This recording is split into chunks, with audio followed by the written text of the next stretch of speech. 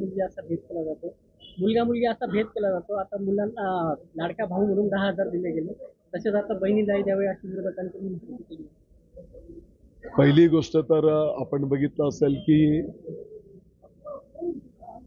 जे विरोधक माननीय मुख्यमंत्री महोदय एकनाथजी शिंदे साहेबांच्या नेतृत्वाखालच्या महायुतीच्या सरकारला घटनाबाह्य सरकार बोलायचे, बेकायदेशीर सरकार बोलायचे।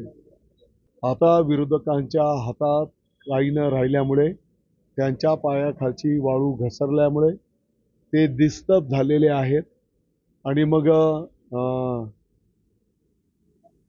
पाठीमागच्या काळामध्ये जसं लोकांमध्ये संभ्रम निर्माण करायचे, दिशाभूल करायचे, आता मग ते बोलायला लागलेले आहेत की 10,000 रुपये द्या। खरं म्हणजे त्यांच्या अकलेची मला कीव करावीशी वाटते, कारण 1500 रुपयाचं जरी आपण सन्मान निधीचं जर मूल्यमापन केलं तर साधारणपणे आताच्या घडीला 45,000 कोटी रुपये एका वर्षाला या बहिणींच्या सन्मान निधीसाठी लागणार आहेत।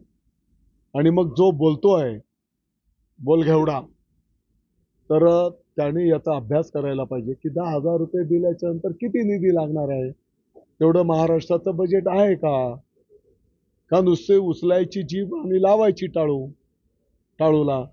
आणि सवंग लोकप्रियतेच्यासाठी तुम्ही आता असलं बोलायला लागलेले आहेत, परंतु जनता जनार्दनाला आता या कोणत्याही खोट्या बोलतापांना आता ते बळी पडणार नाही आहेत।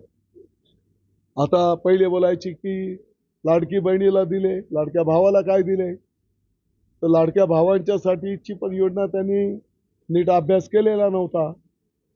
12वी उत्तीर्ण, डिप्लोमा, ग्रॅज्युएट, इंजिनिअरिंग झालेले 3 टप्प्यामध्ये 6,000, 8,000 आणि 10,000 रुपये त्यांना अप्रेंटिसशिप दिली जाणार आहे।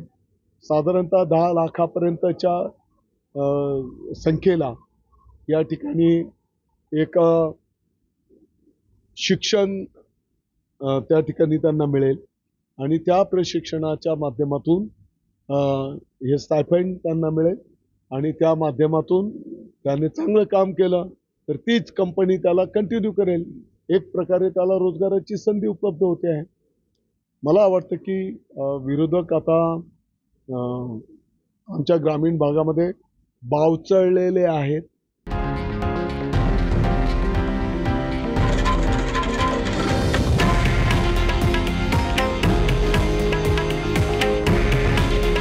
हे आहे देशातील नंबर 1 न्यूज नेटवर्क आणि आपण पाहत आहात TV9 मराठी। काळजी तुमची, हित महाराष्ट्राचं।